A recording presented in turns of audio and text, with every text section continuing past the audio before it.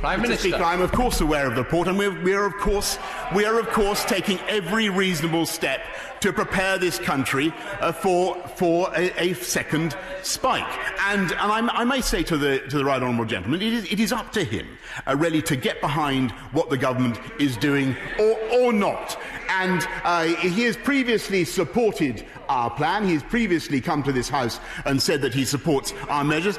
He now says, I think, that he doesn't support them. I think what he needs to do is build up the confidence of the people of this country, cautiously to get back to work, cautiously to restart our economy, which is what we are trying to do, instead of endlessly knocking the confidence of the people of this country, knocking their confidence in test and trace, knocking their confidence in our schools and the safety of our schools, and knocking our confidence in our transport network. Now is the time for him to decide whether he backs the government or not. Keir Starmer. It is perfectly possible to support track and trace and point out the problems. And standing up every week saying it's a stunning success is kidding no one. That isn't giving people confidence in the system. They would like the Prime Minister who stands up and says, there are problems, and this is what I'm going to do about them. Not this rhetoric about stunning success when it's obviously not true. Finally, this afternoon, Prime Minister, I'm meeting the families of the COVID-19 Bereaved Families for Justice group, a group of hundreds of families who've lost loved ones. They say this, and I quote, "We won't let the deaths of our loved ones be in vain, and we won't allow the government to risk a second wave of deaths without learning from their mistakes." They will be listening to the Prime Minister's answers today. So what would the Prime Minister like to say to them? Prime Minister.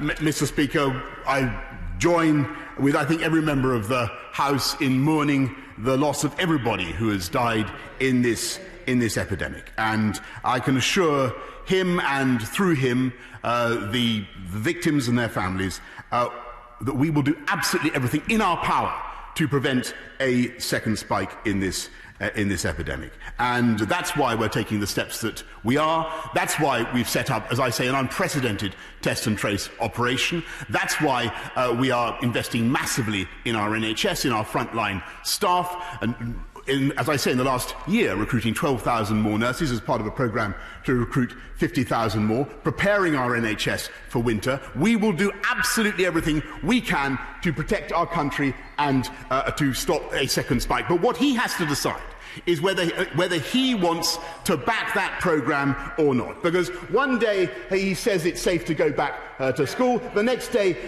he's taking the line of the unions. One day they're supporting our economic programme, the next day they're saying our stamp duty cut is an unacceptable bung. One day they're saying they accept the result of the Brexit referendum, the next day, today, they're going to tell their troops to do the exact opposite. He needs to make up his mind which brief he's going to take today. Because at the moment, Mr. Speaker, looks he's got more briefs than Calvin Klein. We're getting on with delivering on our agenda for the country, getting this country through this pandemic and taking it forward. Can I just say to the Prime Minister as well, we are going to work through the chair. We're not, the audience isn't that way, it's this way. Rob Butler. Thank you, Mr. Speaker. My constituency is home to many farms producing excellent British food. Can my right honourable friend confirm to me that the new trade deals our government is working on will safeguard our high food standards and provide fantastic new opportunities to the hard-working farmers in my part of Buckinghamshire? Prime Minister. Yes, indeed, Mr. Speaker. I can give him that assurance. We will not only protect high food standards in this country, safeguard animal welfare, but open up new opportunities for farmers in Buckinghamshire and across the UK.